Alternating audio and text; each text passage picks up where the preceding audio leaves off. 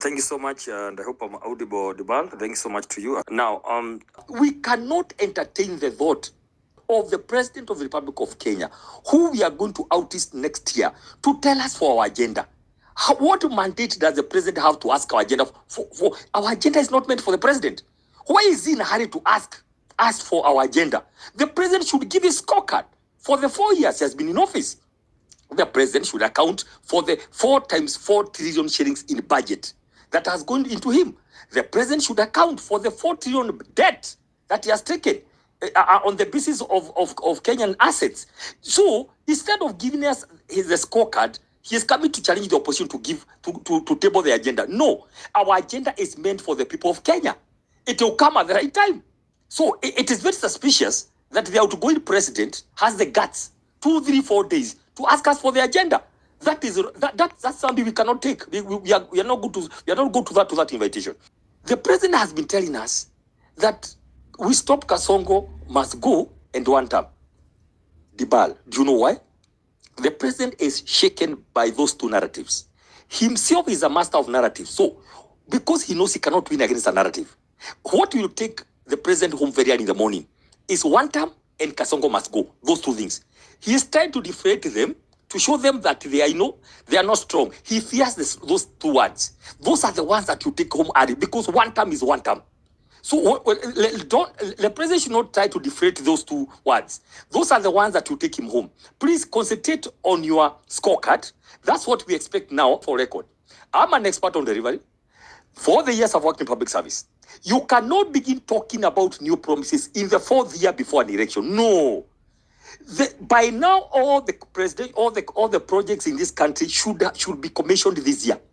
It should be commissioned because after August this year, there's no more projects. It's politics. So any project that should have been done in this government, that is what we advised. By 2nd year, we said Kenyans will get impatient. We advised because I've studied politics and I understand government. I said we are in government, yes. Can we move very fast? Because by the end of midterm, by midterm 2.5 years, if you not have shown something substantial, Kenyans will get that. That is exactly what happened. And that's why some of us were not able to remain there because we are going to injure our careers. So what are we saying? Instead of simply going to launch commission projects which are finished because they are none, because it is stored, you want to simply abandon the entire issue of bottom up, come and sell another imagination of Singapore, so that now you go and begin putting so many projects, launching so many projects this year, and then begin selling to Kenyans that you see all these projects I've launched now. For us to complete them, I need another term. Let me tell you in a very simple way, you cannot repeat witchcraft. The witchcraft of what happened in 2022, hefty and lofty promises, economic charters from every county, women promised pads, everybody, youth, 4 million jobs. You cannot repeat the same witchcraft now. Kenyans are wiser. The kind of promises you made in 2022, you cannot come and abandon, make new ones. Kenyans are watching you like this, and they know this is the same guy.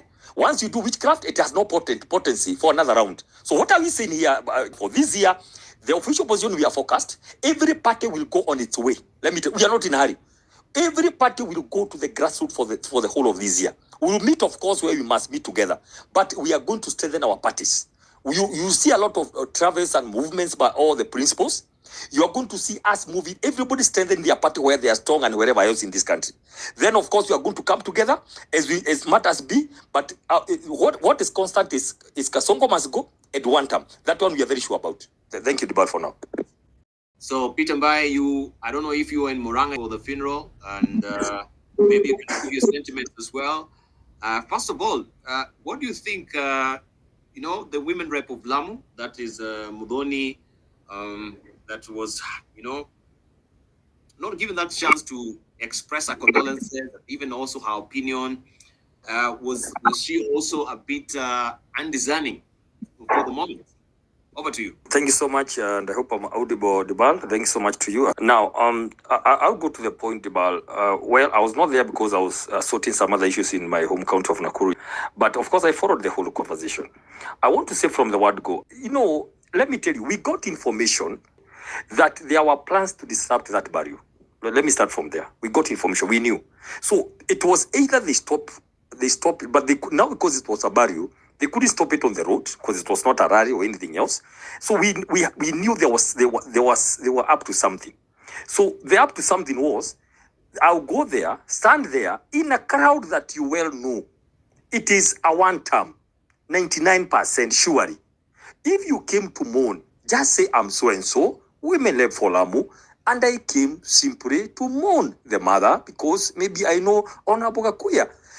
But the moment you come and you know you want to start so that you can be a hero, or you can be, be seen to be a favorite from the other side, let us respect the emotions of the people. The ball, if I go to a place knowing so well that place is more likely to be this other formation politically, that actually you should be accused of actually like finding trouble. Like you are the one who is actually causing chaos because you respect formations. Respect is like culture, Libal. If you go to a certain culture, for example, you must respect the culture. Otherwise, you are going to annoy those people. Simple. Let us be decent.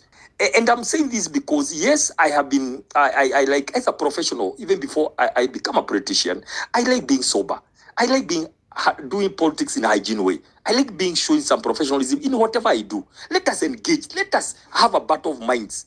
Let's not go back to the ancient days when people used to fight with bows and arrows and all those kind of things. Let us do the battle of the minds. That's what I want to say of that issue. But now, about the issue of one candidate. Now, let me see this for record. We cannot do the risk of announcing a presidential candidate anytime this year or even early next year. We will not do that for obvious reasons. Now, we cannot fault the Honorable Kalonzo Musyoka as a united opposition. That was his view. I mean, he was on an interview. He was asked about his view. And of course, many people have come and told us, many professionals, many of our people who give us advice, some of them feel we do it early. Like what Kalonzo had said, the first quarter of the year, others by August this year. But all what we are saying now, what is likely to be the official position of the united opposition, we are not at all in a hurry. Let us go round. And by the way, Dibal, the more we stay, the more we give Kenyans, not us, not a boardroom, so we can say now we have agreed. No. Let Kenyans continue giving us, their views about who they think should be the presidential candidate for the opposition. Of course, like my party leader said, it is foolhardy to just announce somebody right now because we know what will happen. A few weeks ago, the NIS went and told the president, look here, if elections are held today, Kalonzo is ahead. And the president left Rigathi Gachagua and began hitting on Kalonzo over a road. You can see that, how panic can spread. So we are not in a hurry. And I'll tell you this, my brother Fred, because, I mean, we are intellectual colleagues.